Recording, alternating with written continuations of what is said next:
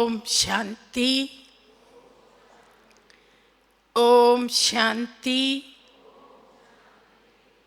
ओम शांति।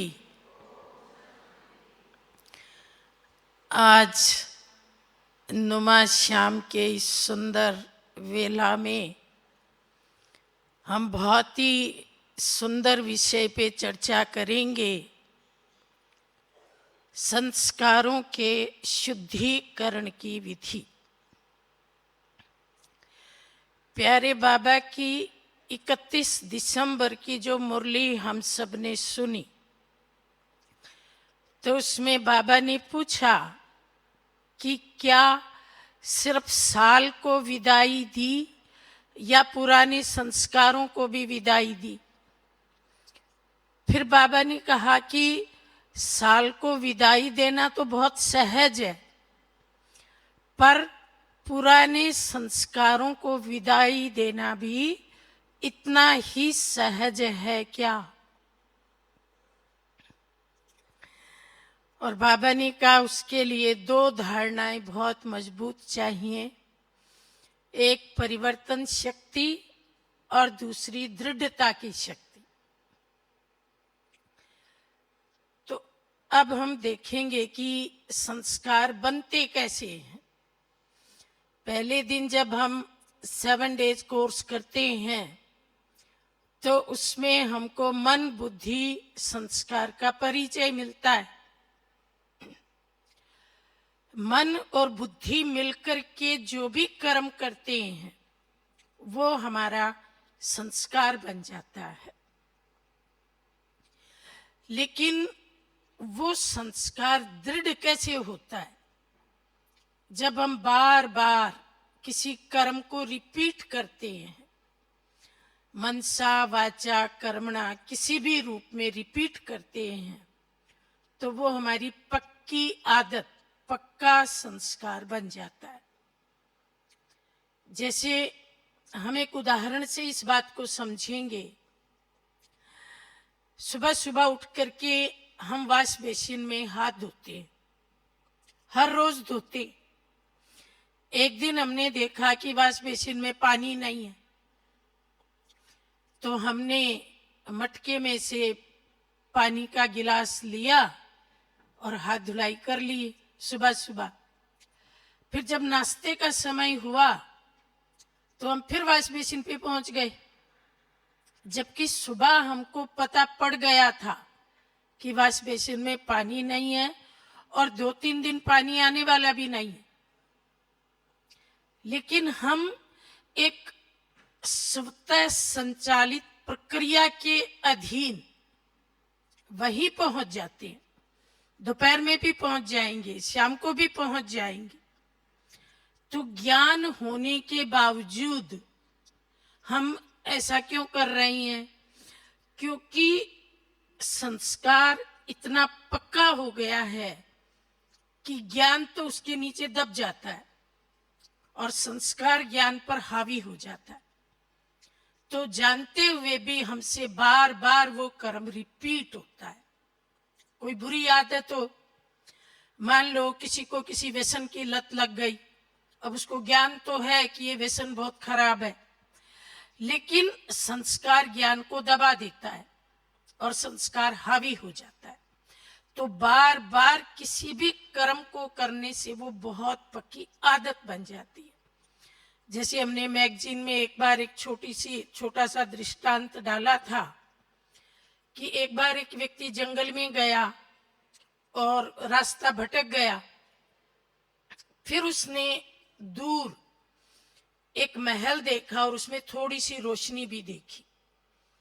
तो वो चलता चलता वहीं पहुंच गया, द्वार खटखटाया, अंदर से एक महिला निकली। इस व्यक्ति ने कहा मुझे रात को शरण दे दो, सुबह मैं उठ के चला जाऊंगा। महिला ने कहा आइए। अंदर गया तो बड़ी भोजन की खुशबू थी, बड़ा अच्छा बिस्तर मिला, तो उसका मन वहां लग गया। उस महिला ने कहा आपका मन यहाँ लगता है तो आप यहाँ रह सकते हो, बस मैं एक छोटा सा काम करूंगी कि तुम्हारे चारों ओर एक पतला धागा रोज लपेटूंगी। उस व्यक्ति ने कहा कोई बात नहीं है। तो व्यक्ति को सब सुविधाएं मिल गई और 6 महीने उसको रहते रहते हो गए। एक दिन सपने में उसे अपनी मदर की याद आई, तो उसने उस महिला को कहा कि मुझे घर जाना है। लेकिन उसके चारों ओर 6 महीने से जो पतला धागा बांधा जा रहा था, अब वो इतनी मोटी रस्सी बन गया था कि वो व्यक्ति अपने आप को उससे छुड़ा ही नहीं पाया। और बाद में उसे पता चला कि ये तो कोई डायन है जो मनुष्यों को अपने में फंसा लेती है। तो कोई भी आदत वास्तव में डायन ही है, जो हमारे पांव की सांकल बन जाती है, जो हमें बंधन में बांध लेती है, फंसा लेती है। इसलिए किसी ने बहुत अच्छी बात कही है कि धागों से बना रस्सा तोड़ना मुश्किल और आदत जो बन जाए उसको छोड़ना मुश्किल। तो बार बार एक ही कर्म को रिपीट करेंगे तो वो मोटे रस्से की तरह से पकी हुई आदत बन जाएगी। अब ये जो संस्कार है, बाबा ने हम बच्चों को बताया कि मुख्य तौर पे हमारे 4 प्रकार के संस्कार पूरे कल्प में। एक तो अनादि संस्कार है, आत्मा के मूल संस्कार, वो हमारे साथ है। ज्ञान, पवित्रता, शांति, प्रेम, सुख, आनंद और शक्ति, ये आत्मा के ओरिजिनल संस्कार हैं। परम धाम से इनको वो लेकर के आती है। दूसरे संस्कार हैं आदि काल के, सतयुगी संस्कार, देवताई संस्कार, दिव्य गुणों के संस्कार, हर्षित मुक्ता, सत्यता, पवित्रता, दिव्यता, ये हमारे देवताई संस्कार। द्वापर कलयुग के जो संस्कार हैं वो हमारे नहीं है, वो रावण के हैं। उन्हें हम कहते हैं मध्य के संस्कार। और वर्तमान संगम युग के जो संस्कार हैं वो ईश्वरीय संस्कार। जो बाप के संस्कार वो हम बच्चों के संस्कार। बाप विश्व कल्याणकारी, हम मास्टर विश्व कल्याणकारी। बाप विश्व परिवर्तक, हम मास्टर विश्व परिवर्तक। बाप सर्वशक्तिवान, हम मास्टर सर्वशक्तिवान। तो वास्तव में अभी हमारा लक्ष्य ये है कि हमारे जो मूल संस्कार हैं, हमारे जो आदि संस्कार हैं, वो फिर से हमारे कर्मों में इमर्ज हों और जो मध्यकाल के संस्कार हैं वो बिल्कुल ही परिवर्तित हो जाएं, हमारे सेवक बन जाएं, हमारे दास बन करके हमको सहयोग दें। जैसे भक्ति मार्ग में विष्णु जी का चित्र दिखाते हैं, शेष शैया के ऊपर लेटे हैं और 5 नागों ने उनके ऊपर छत्र छाया की हुई है और बहुत हर्षित है।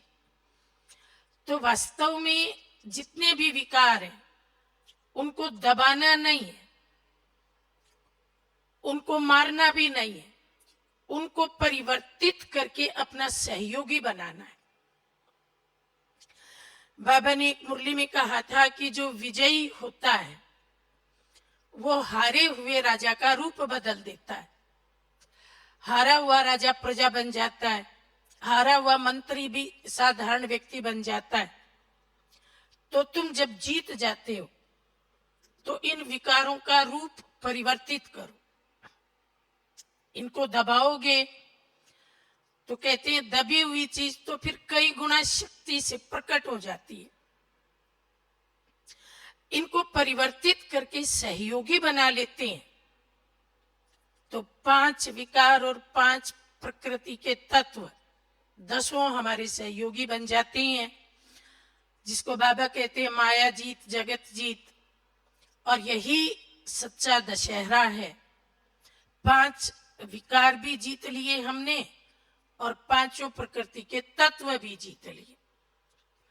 तो इन 5 विकारों को किस तरीके से परिवर्तित करना है उसको जानने से पहले हम संस्कारों के बारे में कुछ बातें और जान लेते हैं। मेरे भीतर कौन सा संस्कार है, मुझे कैसे पता पड़े? तो जो संस्कार की स्मेल है वो हमारे संकल्प है। इसलिए हम सब ऊपर से देखने में तो एक जैसे लगते हैं, लेकिन हमारे संस्कार अलग अलग हैं, हमारे संकल्प अलग अलग हैं। एक ही वस्तु को तीन लोग देखते हैं, लेकिन तीनों के संकल्प उसके बारे में अलग अलग चलते हैं।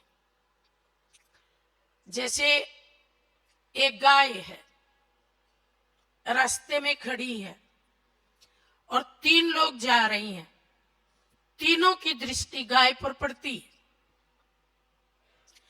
लेकिन पहला व्यक्ति गाय को देख करके हाथ जोड़ के प्रणाम करता है, गौ माता प्रणाम, क्योंकि वो समझता है कि गाय में 33 करोड़ देवताओं का निवास, उसके संस्कार ऐसे हैं, उसका परिवार ऐसा है, उसके घर में गाय की पूजा होती है, तो वो प्रणाम करता है। दूसरा व्यक्ति भी गाय को देखता है, लेकिन उसके मन में संकल्प आता है कि ये गाय तो बड़ी दूध वाली है और मेरे घर में दूध की बड़ी जरूरत है, मालिक कहीं मिल जाए तो मैं उससे गाय खरीद लूं। ये दूसरे व्यक्ति ने संकल्प किया गाय को देख के। और जो तीसरा व्यक्ति है वो गाय को देख के सोच रहा है कि अगर मैं इस गाय को अभी भगा लूं और किसी कसाई को बेच दूं तो अभी अभी हाथों हाथ मुझे 10-15 हजार रुपया मिल जाए। तो गाय तो एक ही है, लेकिन तीनों लोगों के तीन प्रकार के संकल्प क्यों है? क्योंकि उनके संस्कार वैसे हैं। संकल्प तो भीतर से आता है, संस्कार भी भीतर है। तो पहले व्यक्ति के संस्कार हम कहेंगे सतोगुणी, दूसरे के कहेंगे रजोगुणी और तीसरे के कहेंगे तमोगुणी। कई बार जैसे हम कहते हैं कि जी वातावरण ऐसा था इसलिए ऐसा हो गया, लोग ऐसे थे इसलिए ऐसा हो गया। वास्तव में वातावरण और लोगों से अधिक प्रभाव हमारे आंतरिक संस्कारों का होता है। अगर हमारे संस्कार पॉजिटिव हैं, सतोगुणी हैं, तो बाहर का वातावरण और व्यक्ति कैसे भी हो, हमारे अंदर सतोगुणी संकल्प ही इमर्ज होंगे। जैसे अपन कई बार बाजार में जाते हैं और सामने एक गोदाम है, हमें नहीं पता गोदाम के अंदर क्या है, गोदाम को तो ताला लगा हुआ है, लेकिन जब पास से गुजरते हैं तो स्मेल आती है किरोसिन की, तो हम समझ जाते हैं गोदाम के अंदर किरोसिन भरा हुआ है। थोड़ा आगे गए तो एक और गोदाम आया, हमें नहीं पता इसमें क्या है, लेकिन बाजू से गुजरे तो चंदन की खुशबू आई, हमको समझ में आ गया इस गोदाम में चंदन भरा हुआ है। तो बंद ताला होते हुए भी स्मेल तो बाहर फैलती ही है ना। तो संस्कार अंदर स्टोर में है, गुप्त है, लेकिन संकल्प रूप में, वृत्ति के रूप में, भाव के रूप में, भावना के रूप में उन संस्कारों की जो स्मेल है वो फैलती रहती है, एक दो को स्पर्श करती है, एक दो को अनुभव भी होती है। अब मान लीजिए किसी व्यक्ति के भीतर कोई नेगेटिव संस्कार, लंबे समय से वो उसको निकालने की कोशिश कर रहा है। मान लो किसी में क्रोधी है, वो बेचारा बहुत परेशान है कि निकल जाए निकल जाए, बहुत कोशिश करता है लेकिन वो निकलता ही नहीं, कभी ना कभी प्रकट हो ही जाता है। तो उसको निकालने की विधि क्या है?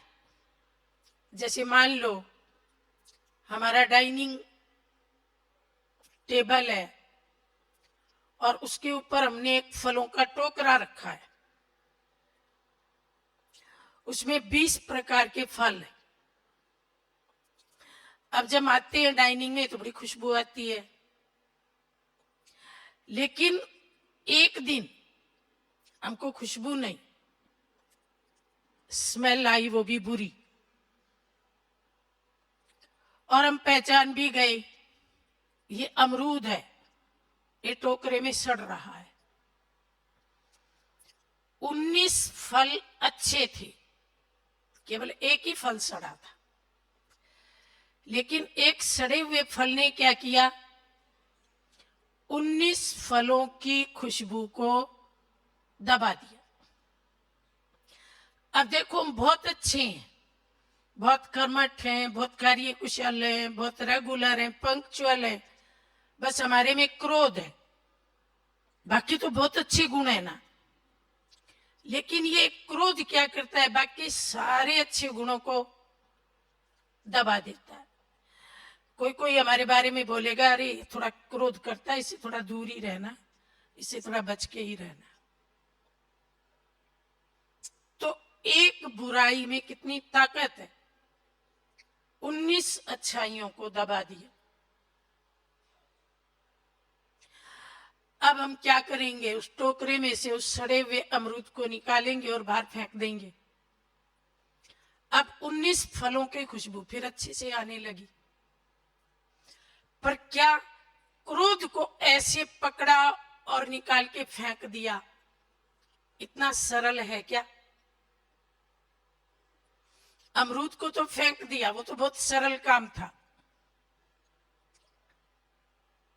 तो चाहे कोई भी विकार हो, बाबा ने कहा उसका रूप परिवर्तित करो, ऐसे वो नहीं निकलेगा, उसको अपना सहयोगी बनाओ।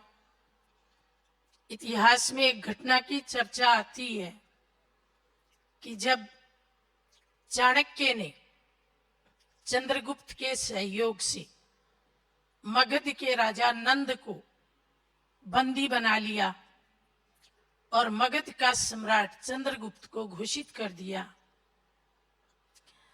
लेकिन पूरी तरह से समस्या समाप्त नहीं हुई थी, क्योंकि जो नंद का मंत्री था राक्षस अमात्य, वो अभी भी उनकी पकड़ में नहीं आया था और वो अंदर ही अंदर षड्यंत्र कर रहा था कि मैं मगध में चंद्रगुप्त को राजा नहीं बनने दूंगा। अब चाणक्य चाहता तो अमात्य राक्षस को पकड़ के बंदी बना सकता था, उसको मृत्युदंड दे सकता था, लेकिन चाणक्य जानता था कि बहुत योग्य है। तो जैसे ये नंद की सेवा करता था, ऐसे अगर ये चंद्रगुप्त की भी सेवा करने लगे तो मगध को कितना फायदा होगा। हम योग्य व्यक्ति को दंड क्यों दें, उसकी वफादारी परिवर्तित करें। और चाणक्य इसमें सफल भी हो गया। अमात्य राक्षस चंद्रगुप्त का अमात्य बन गया और चंद्रगुप्त बिल्कुल निर्विघ्न हो गया। तो ऐसे ही ये जितने भी विकार हैं, इनको बंदी नहीं बनाना, इनको दबाना नहीं, लेकिन इनका शुद्धिकरण करना है। अब ऐसे तो विकार अनगिनत है, लेकिन मोटे तौर पे हम 5 विकारों की चर्चा करते हैं। सबसे पहले है काम विकार। तो बाबा ने कहा इसका रूप बदलो। कैसे बदलो? काम विकार को शुभ भावना में बदलो और आत्मिक भावना में बदलो। शुभ भावना किसे कहते हैं? शुभ भावना में मोटे तौर पे 5 भावनाएं हैं। पहली, हर एक आत्मा के कल्याण की भावना।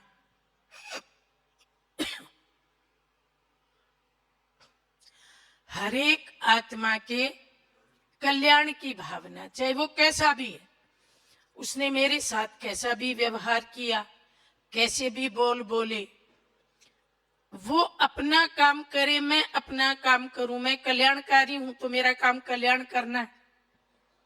देखो, मिश्री को नीम के पत्तों में लपेट दो, फिर भी वो मीठी ही रहेगी, क्योंकि उसका मूल गुण मिठास देना है। भक्ति मार्ग में एक दोहा कहते हैं कि चंदन के पेड़ के चारों ओर सांप लिपटे रहते हैं, लेकिन चंदन फिर भी अपनी खुशबू नहीं छोड़ता, सांप के जहर को ग्रहण नहीं करता। तो मैं सबके प्रति कल्याण की भावना रखूं, इसका भी भला हो, इसका भी भला हो, इसका भी भला हो। कहते हैं जो जाते समय भला होता है वो लौटते समय लाभ बन जाता है।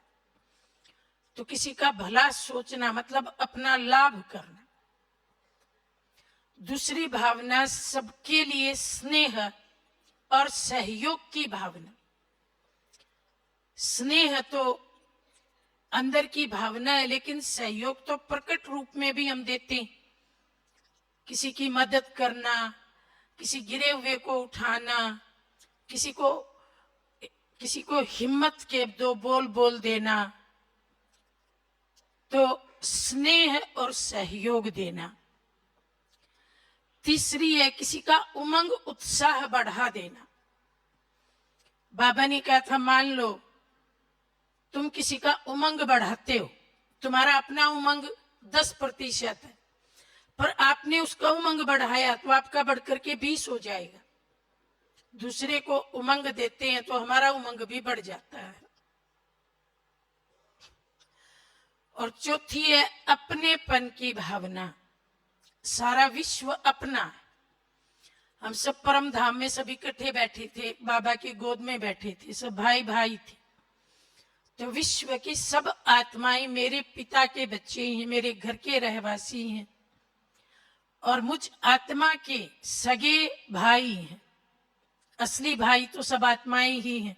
शरीर के नाते तो 1 2 3 4 बहुत कम होते हैं, लेकिन पिता परमात्मा के बच्चे होने के नाते सारा विश्व मेरा अपना है। ये है अपनेपन की भावना। और पांचवी है आत्मिक भावना। जिसको भी हम देखें, भ्रकुटी में बैठे डायमंड को देखें, चमकदार ज्योति बिंदु सितारे को देखें, रूहे गुलाब को देखें। दुनिया में एक स्लोगन लिखा होता है, ऊंचे लोग ऊंची पसंद। तो हम ऊंचे लोग हैं तो हमारी पसंद भी ऊंची है। हम भ्रकुटी को ही देखते हैं। किसी के घर में कोई संत महात्मा आता है तो लोग बच्चे की भ्रकुटी ही दिखाते हैं, क्योंकि संतों की नजर भ्रकुटी पे ही जाती है। तो बाबा कहते हैं आप ही तो सच्चे सच्चे संत हो ना, तो आप सबकी भ्रकुटी में उस दिव्य जगमगाते सितारे को देखते हो। तो ये 5 प्रकार की भावनाएं जब इनको मजबूत करेंगे, दृढ़ करेंगे, तो काम विकार बदल के हमारा सहयोगी बन जाएगा। हमारी तपस्या में, हमारे ब्राह्मण जीवन में हमको आगे बढ़ाने में मददगार बनेगा। दूसरा है क्रोध। बाबा ने कहा क्रोध को सहनशीलता में बदलो और योग अग्नि में बदलो, क्योंकि क्रोध भी तो अग्नि है ना। भीतर को भी जला देती है, बाहर भी जला देती है। भीतर भी तोड़फोड़ होती है क्रोध से, बाहर भी तोड़फोड़ होती है। रिश्तों में दरारें पैदा कर देता है, अपनों को पराया बना देता है। क्रोध यही तो करता है। और जब हम इसे योग अग्नि में बदल देते हैं तो वो योग अग्नि हमारे भीतर भी निर्माण करती है, बाहर भी निर्माण करती है। अपनों की तो बात छोड़ो, परायों को भी अपना बना देती है। तो जितना अंदर में क्रोध का गुब्बार उठे तो उसी समय हम संकल्प करें कि मुझे योग अग्नि से भीतर बाहर परिवर्तन करना है। मुझे योग की निरंतर ऐसी अग्नि जलानी है जिसमें मेरे 63 जन्मों के सब पुराने बुरे पराये संस्कार जल करके भस्म हो जाएं। जब क्रोध आए तो भीतर में यही प्रेरणा पैदा हो कि मुझे सर्वोत्तम योगी बनना है, निरंतर योगी बनना है, एक रस योगी बनना है। और बाबा की जितनी भी शक्तियां हैं वो मेरा वर्षा है, मुझे वो सब शक्तियां अपने भीतर भरनी।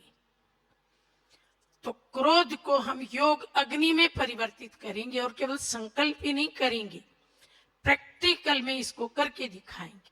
जिस दिन ज्यादा क्रोध आए उस दिन हम ज्यादा योग अग्नि प्रज्वलित करें, तो एक तरह से वो जो क्रोध है वो हमारे लिए योग की प्रेरणा बन जाएगा। और दूसरा बाबा ने कहा सहनशीलता। सहन करना मतलब आगे बढ़ना, सहन करना मतलब भगवान के दिल पर चढ़ना, सहन करना ही सोने का गहना है। जैसे हम अपना बैज बार बार संभालते हैं ना कि मेरा बैज है कि नहीं, तो ऐसे ही अपनी सहनशीलता को बार बार संभालें। मेरे अंदर सहनशीलता है कि नहीं, गिर तो नहीं गई। क्योंकि वर्तमान समय हमें बहुत कुछ सहन करना होता है। कभी शारीरिक बीमारी का पेपर आता है, कभी प्रकृति का पेपर आता है, कभी किसी व्यक्ति से पेपर आता है। तो बाबा कहते हैं वास्तव में तो आप बच्चे सहन नहीं करते, ओवरकम करते हो। ओवरकम का मतलब क्या होता है? जैसे सामने कांटे वाली बाढ़ है तो हम उसके ऊपर से छलांग लगा के चले जाते हैं। जैसे पानी क्या करता है, पानी के सामने कोई अवरोध आ गया, चट्टान आ गई, तो पानी उसके साथ टक्कर नहीं खाता, कहीं से भी इधर से मुड़ जाएगा, उधर से मुड़ जाएगा, अपना रास्ता निकाल लेगा। तो वास्तव में अपने रास्ते को निकाल लेना, अपने लक्ष्य की तरफ आगे बढ़ते रहना। पर्वत आ गया तो उड़ती कला से उसको लांघ जाओ। अगर कोई जमीनी अवरोध है तो पानी की तरह से तरल बन करके उसको पार कर जाओ। अपने आप को मोल्ड करके उस अवरोध को क्रॉस कर लेना। तो ये तो वास्तव में हमारी एक खूबी है। इसे हम सहना थोड़े कहेंगे, ये तो एक योग्यता है। जैसे दिखाते हैं कि हनुमान जी जब सीता जी की सुधि लेने के लिए लंका जा रहे थे तो उनके सामने भी बहुत पेपर आए। पहला पेपर आया, एक सुरसा नाम की राक्षसी थी, उसने कहा मुझे बहुत भूख लगी है, मैं तुमको खाऊंगी। हनुमान जी ने कहा माता मैं तो आपके सामने प्रस्तुत हूं। और हनुमान जी ने मच्छर जितना रूप बना लिया और उसके कपोल में चक्कर काट के वापस आ गए। बोला मैं तो आपके पेट में चक्कर लगा के वापस आ गया, मोल्ड हो गया, छोटा रूप बना लिया। और आगे जाके एक राक्षस आया कालनेमी, वो बहुत विकराल था। तो हनुमान जी ने उससे भी बड़ा विकराल रूप धारण कर लिया और कालनेमी को काल कलवित कर दिया। तो कभी सूक्ष्म रूप धारण किया, कभी विकराल रूप धारण किया, पर अपना काम निकाल ली। तो ये है हमारी सहनशीलता कि हम सामने वाले को नहीं बदलते, वो जो मर्जी करे, लेकिन अपने को बदल करके अपना मार्ग प्रशस्त कर लेते हैं। फिर है लोभ विकार। लोभ को किसमें बदलेंगे? लोभ का मतलब होता है संग्रह, लोभ का मतलब है मुझे मिले, लोभ का मतलब है इकट्ठा करना। अब इसका परिवर्तन करना है। बाबा कहते हैं लोभ को अनासक्ति में बदलो, उपरामता में बदलो, इच्छा मात्रम अविद्या में बदलो, बेहद की वैराग्य वृत्ति में बदलो।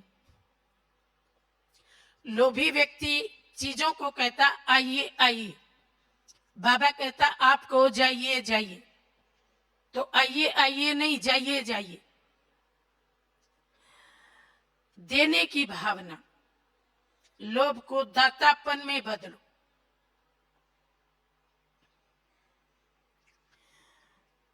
देखो लोभी व्यक्ति के अंदर चीजों का आकर्षण होता है।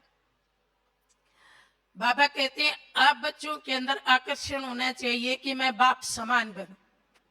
बाप के गुणों का आकर्षण, शक्तियों का आकर्षण, बाप के जो चरित्र हैं उनका आकर्षण।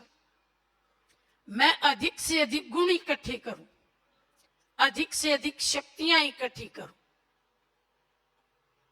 तो ये लोभ विकार परिवर्तित हो जाएगा और हम कितने मालामाल हो जाएंगे।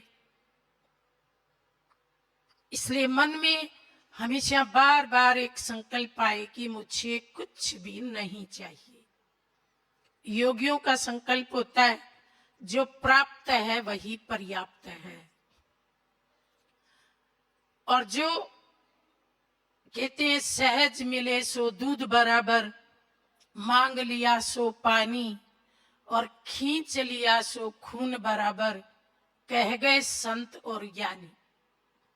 जो चीज सहज मिलती है, दुआओं से मिलती है, वो चीज दूध के बराबर है, और जो चीज मांग मांग करके मिलती है, दे दो ना दे दो ना, वो चीज पानी के बराबर हो जाती है। और जो चीज खींच खींच के मिलती है, या तो सामने वाला तड़फेगा या तो हम तड़फेंगे, खींचा तानी में मिलती है, तो वो खून के बराबर है, उसमें सुख नहीं मिलता। जो चीज सहज मिलती है, मुस्कुराते हुए बिना मांगे मिलती है, वो दूध बराबर है। तो हमें वही चीजें चाहिए। और मोह को किसमें बदलेंगे? मोह को बदलेंगे ईश्वर के प्रेम में, क्योंकि मोह में हमें देह के संबंधों से मोह होता है। लेकिन हम जानते हैं कि देह के संबंधों से हमने 63 जन्म मोह किया, तो क्या मिला? मनुष्यों का प्रेम हमें कमजोर करता है, भगवान का प्रेम हमें शक्तिशाली बनाता है। एक मुरली में बाबा ने कहा था कि सबकी यादों के दिए बुझा दो। हमारे भीतर में कईयों की यादों के दिए जलते रहे हैं जन्म जन्म, तो बाबा ने कहा उन सब दियों को बुझा दो और केवल एक दिया जलाओ, मेरा तो एक शिव बाबा, दूसरा ना कोई। हमने मंदिरों में दिए जलाए, घरों में दिए जलाए, लेकिन संगम युग में अपने भीतर में एक परमात्मा की याद का निरंतर दिया जलाना है। दिन हो या रात हो, एक ही दिया जलता है, मैं बाबा का, बाबा मेरा, सर्व संबंधों से बाबा मेरा, बाबा ही मेरा संसार है, सर्व प्राप्तियां मुझे बाबा से हैं, क्योंकि जो बाबा प्राप्ति कराएगा ऐसा और कोई करा नहीं सकता, और बाबा जो संबंध निभाएगा ऐसा और कोई निभा नहीं सकता। आपने एक राजा की कहानी तो सुनी होगी। एक राजा था, उसका कोई वारिस नहीं था, तो उसके यहाँ एक संत आया। उसने कहा महाराज, वारिस प्राप्त करने की मैं आपको विधि बताता हूं। राजा इच्छुक तो नहीं था, फिर भी कहा चलो बताओ। उसने कहा तुम प्रजा में से किसी एक बालक की बलि दे दो, तुम्हारे यहाँ बच्चा हो जाएगा।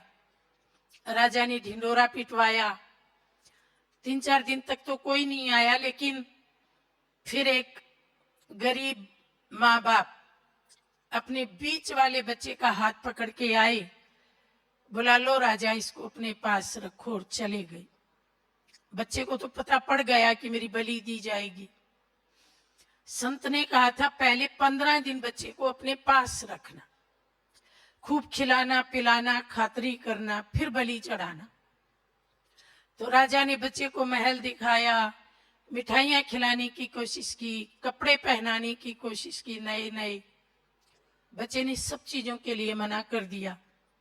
फिर राजा ने पूछा अच्छा तुम चाहते क्या हो ये बताओ। बोला मेरे को 6 दिए ला करके दो, तेल ला के दो, बाती ला के दो, माचिस ला के दो, और मुझे एकांत में बिठा दो, कोई मुझे देखे नहीं। राजा ने कहा ठीक है। बच्चे को सब कुछ दे दिया गया, और एक झरोखे में से राजा देखता रहा। बच्चे को राजा नहीं दिख रहा था, राजा को बच्चा दिख रहा था। तो बच्चे ने पहले एक दिया जलाया, फिर उसको बुझा दिया और तोड़ भी दिया। तेल भी गिर गया। फिर दूसरा दिया जलाया, उसके साथ भी ऐसा ही किया। तीसरा, चौथा, पांचवा, सबके साथ ऐसा ही किया। फिर जब छठा जलाया तो उसको देख देख के मुस्कुराता रहा, गीत गाता रहा, तालियां बजाता रहा, उसकी परिक्रमा देता रहा। तो राजा को बड़ा आश्चर्य हुआ। राजा एकदम उसके सामने आ गए। बच्चे ने कहा, मैंने मना किया था ना राजा, मुझे कोई देखे ना। राजा ने कहा, बेटा मेरे से गलती हो गई, लेकिन अब तुमको बताना पड़ेगा कि ये 5 दिए कौन और ये छठा दिया कौन। बोला, राजा अब आप पूछ ही रही हो तो ये पहला दिया मेरी माँ के नाम का, लेकिन माँ तो मुझे मरने के लिए छोड़ गई, मैंने वो दिया बुझा दिया, ऐसी माँ का क्या करूं। दूसरा दिया मेरे पिता के नाम का, पिता भी माँ के साथ मिल गया और उनको भी लोभ आ गया कि राजा से धन मिलेगा, वो भी मुझे मरने के लिए छूट गया, तो मैंने उसके नाम का दिया भी तोड़ डाला। तीसरा दिया मेरे बड़े भाई के नाम का। दुनिया में लोग कहते हैं बड़ा भाई बाप समान होता, पर उसने भी मेरे माँ बाप को रोका नहीं। उसको भी लगा माँ बाप को दौलत मिलेगी तो उसमें मेरा भी तो हिस्सा है ना, ऐसे लालची भाई को मैं क्यों याद करूं।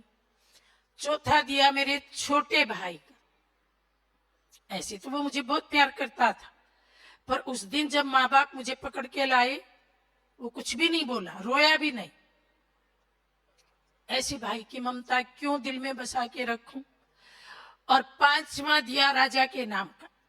दुनिया में लोग कहते हैं राजा प्रजा का माता पिता होता है, अपराध माफ कर देता है, पर मेरा राजा तो मेरा राजा तो ऐसा है, मैं तो निरपराध हूं, फिर भी मेरी बलि चढ़ाएगा।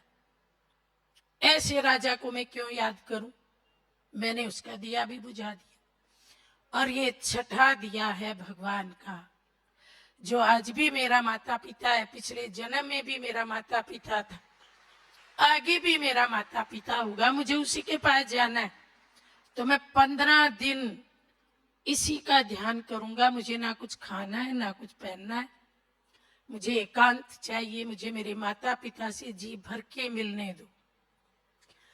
तो राजा की आंखों में आंसू आ गए। राजा ने बच्चे को दिल से लगा लिया और राजा ने कहा, बेटा किसने कहा मैं तेरी बलि चढ़ाऊंगा, मैं तो तेरे को ही अपना बेटा बनाऊंगा। और अगले दिन राजा ने घोषणा कर दी कि राजा को बेटा मिल गया है और मैं उसे युवराज घोषित करने जा रहा हूं, तो सारी प्रजा राजधानी में आ जाए और इस फंक्शन को देखे। तो उसके माँ बाप भी आए, देखा बच्चे को युवराज पद पे बिठा दिया।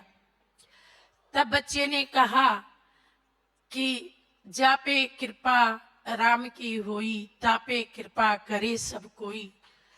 मैंने भगवान को अपना बनाया तो मैं मृत्यु से बच गया, जिए दान मिल गया, राजाई मिल गई, प्रजा का सम्मान मिल गया।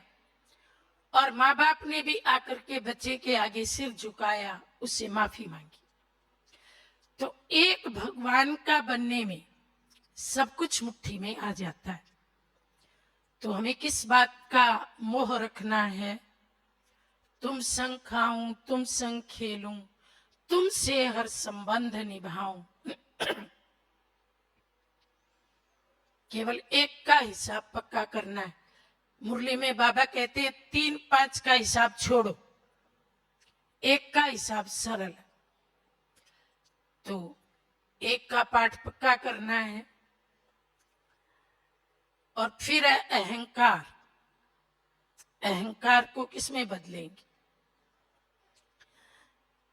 अहंकार होता है देह का अभिमान, देह की प्राप्तियों का अभिमान, देह के संबंधों का अभिमान।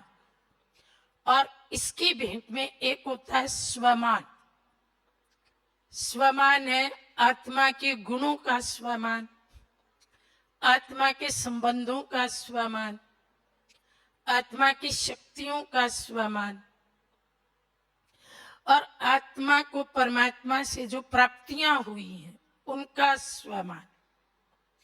तो हम सबके कितने स्वमान हैं? लिस्ट निकालो तो हर मुरली में कितने स्वमान मिलते हैं। एक एक स्वमान का जब हम मनन करते हैं तो कितना नशा चढ़ता है। दुनिया में देखो जो लाडले बच्चे होते हैं ना, माँ बाप उन बच्चों के कितने नाम रखते हैं, लेकिन यहाँ तो हम पिता के इतने लाडले हैं कि हमको इतने नाम मिले हैं, इतने नाम मिले। हर मुरली में कोई ना कोई नया नाम आ जाता है। कभी बाबा राज ऋषि बोलते हैं, कभी रूप बसंत बोलते हैं, कभी फरिश्ता बोलते हैं, कभी संकट मोचन बोलते हैं, कभी दाता, देवता, विधाता, वरदानी, महाज्ञानी, कितने सारे नाम बाबा रोज हम बच्चों को देते हैं। तो ये दे अभिमान को, अहंकार को हम स्वमान में परिवर्तित करते हैं। जब मैं कहीं तो हमें कोई ना कोई स्वमान याद आए। मैं कौन हूं? मैं लवलीन आत्मा हूं, बाप की दिल रुबा आत्मा हूं, बाप का दिल तख्त नशीन आत्मा हूं, बाप के गले का हार हूं, बाप के सिर के ताज की मणि हूं, बाप का राइट हैंड हूं, बाप का साथी हूं, विश्व परिवर्तक हूं, विश्व कल्याणकारी हूं, बाप समान अनादि अविनाशी हूं, सबका शुभ चिंतक हूं। तो एक एक स्वमान को याद करें और उसकी गहराई में उतर जाए। मैं सबका शुभ चिंतक हूं, शुभ चिंतक मणि। दुनिया में लोग मणियां पहनते हैं, कहते हैं इससे हमारे कष्ट दूर हो जाएंगे, लेकिन हम तो जीती जागती मणि हैं।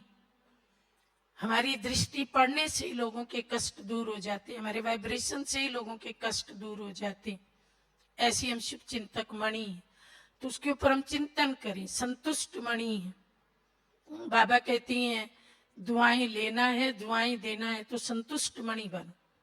संतुष्ट रहना भी है और संतुष्ट करना भी है। ऐसे नहीं कि देखो मैं तो अभी संतुष्ट हूं।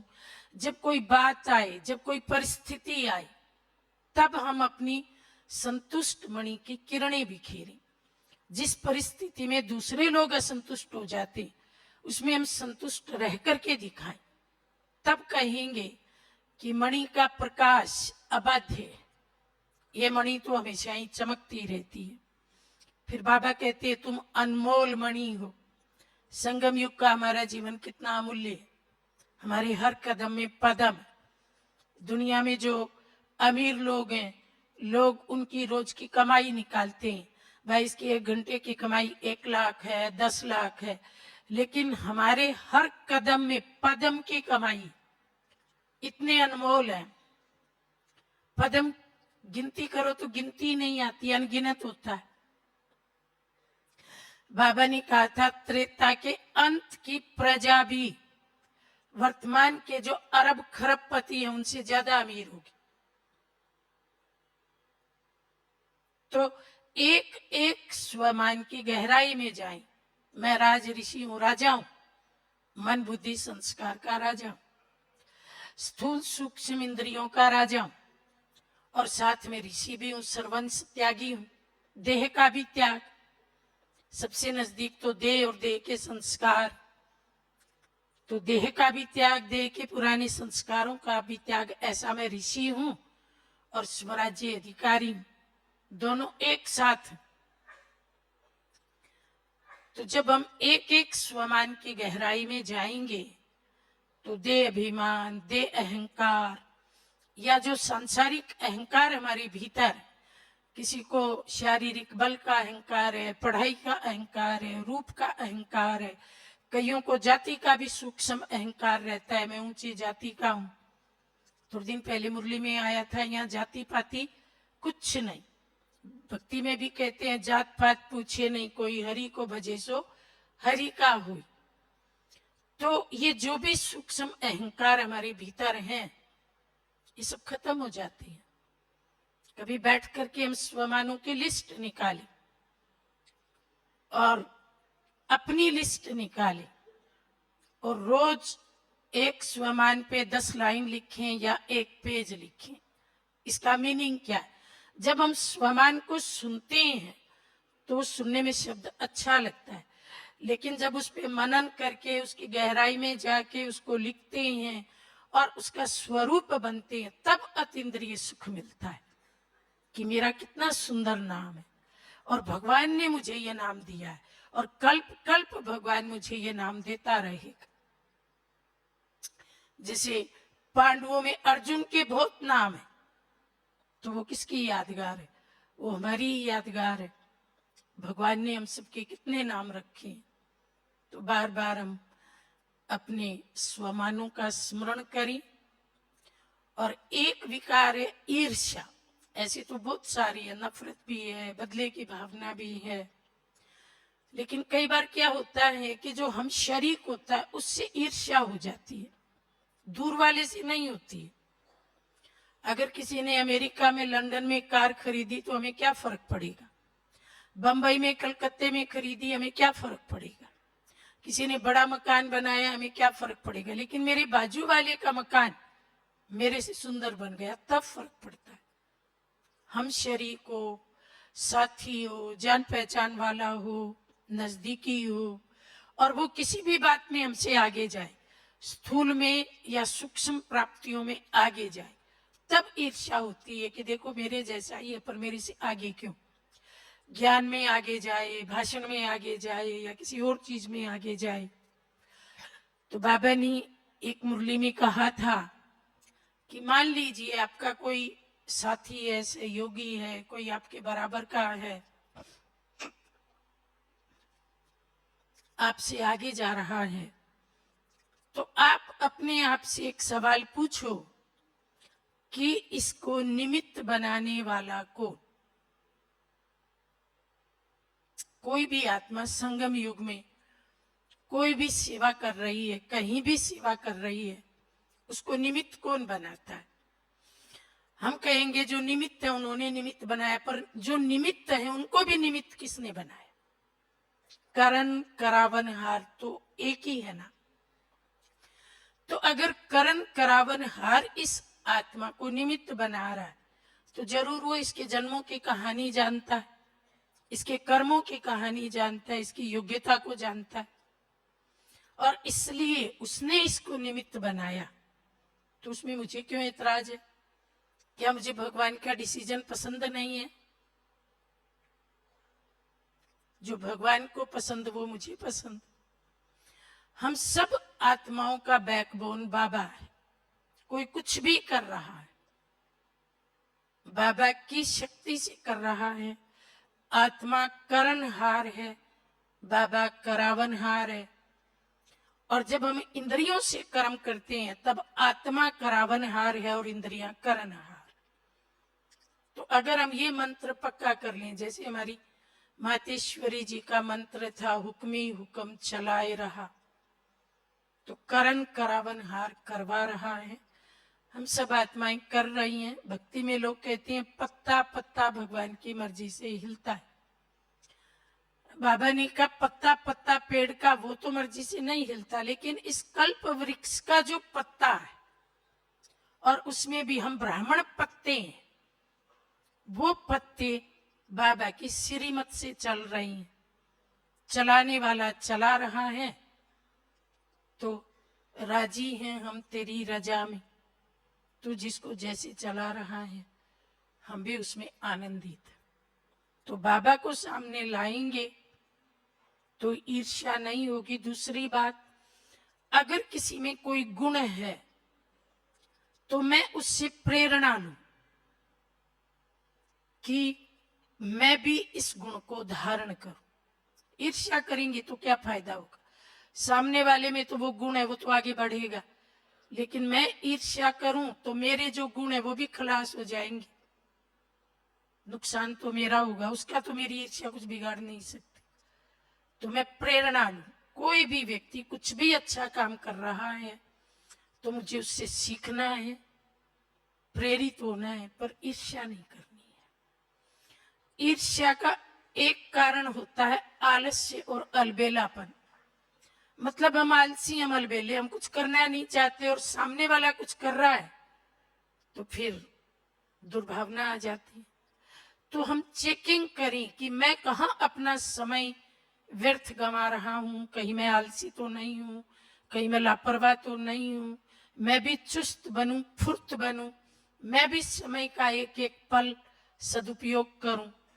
तो जब हम अपने चार्ट पे ध्यान देंगे तो फिर हमें सामने वाले से कोई कंप्लेन नहीं होगी। तो इस विकार का भी हम परिवर्तन करें, प्रेरित हो जाएं, उससे भी आगे बढ़ के दिखाएं, लेकिन किसी को गिरा के आगे नहीं बढ़ना, किसी को उठा के आगे बढ़ना, किसी को पीछे खींच के आगे नहीं बढ़ना, किसी को आगे बढ़ा करके आगे बढ़ना। क्योंकि दूसरे आगे बढ़ेंगे उसमें मेरा भी आगे बढ़ना है, और दूसरे आगे बढ़ेंगे तो उसमें विश्व का कल्याण होगा। किसी के आगे बढ़ने से दुनिया का कल्याण होता है, किसी के पीछे रहने से दुनिया का भी अकल्याण होता है। तुम तो विश्व कल्याणकारी है ना, तो विश्व का एक एक व्यक्ति आगे बढ़ेगा तभी विश्व परिवर्तन होगा। तो जो भी विकार हैं, बाल बच्चे बहुत हैं आगे, उन सब बाल बच्चों को भी हम अपना सहयोगी बनाएं, परिवर्तन करें, दमन नहीं करें। दमन की हुई चीज कई गुना शक्ति से ऊपर उठती है, वापस लौटती है। दबाओ नहीं, ज्ञान से उसको संवारो, उसको बदलो। और हम सब का मूल संस्कार तो देवता ही संस्कार है। तो बार बार जब हम ये याद करेंगे, बाबा कहते हैं ब्राह्मण सो फरिश्ता, फरिश्ता सो देवता, हम सो हम, मैं मूल रूप में तो देवता ही हूं। तो बार बार उस रूप को याद करेंगे तो ये मध्यकाल के जो संस्कार हैं ये अपने आप ही खत्म हो जाएंगे। जैसी स्मृति वैसी स्थिति, स्मृति से समृद्धि आती है। तो अपनी स्मृति को बार बार दोहराएंगे तो हम समर्थ आत्मा बन जाएंगे। और समर्थ आत्मा के आगे ये विकार हाथ जोड़ के खड़े होंगे कि मेरे मालिक मुझे कोई सेवा बताओ। तो हम इन सबको अपना दास बना के, गुलाम बना के इनसे सेवा लेंगे। ओम शांति।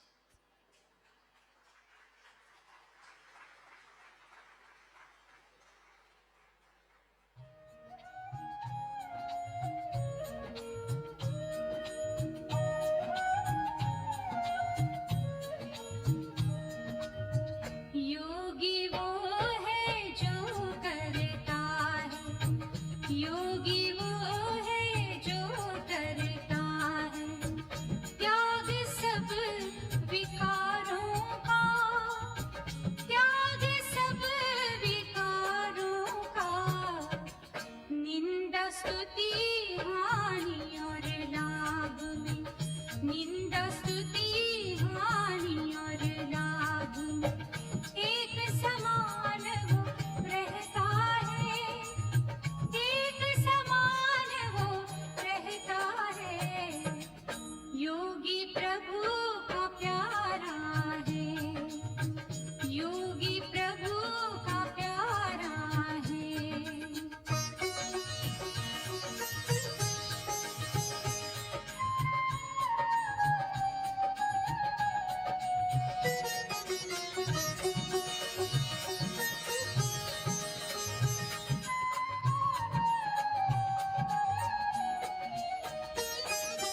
इच्छा तृष्णा से उपराम होता,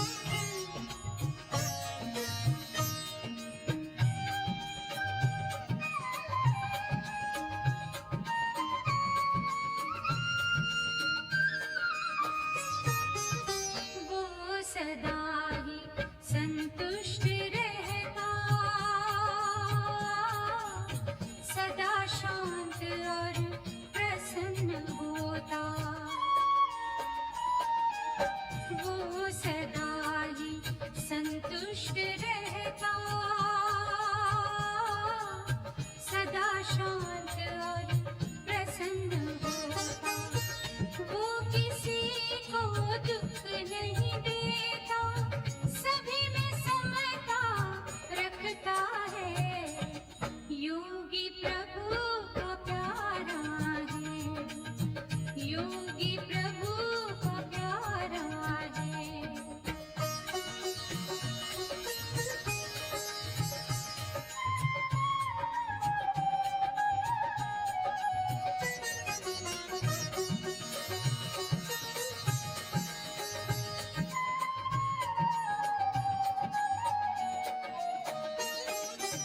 सत्य के पथ पर वो चलता है,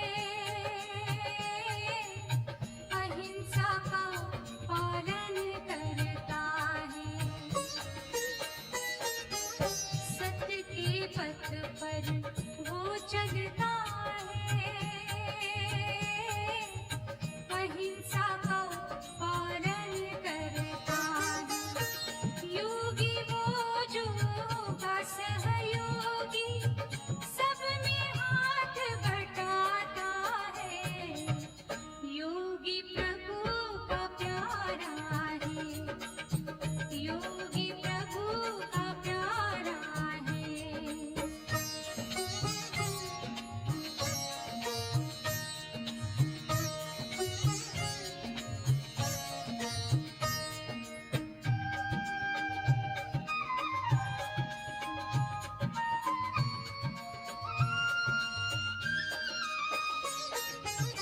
उसका चित्त सदा निर्मल होता,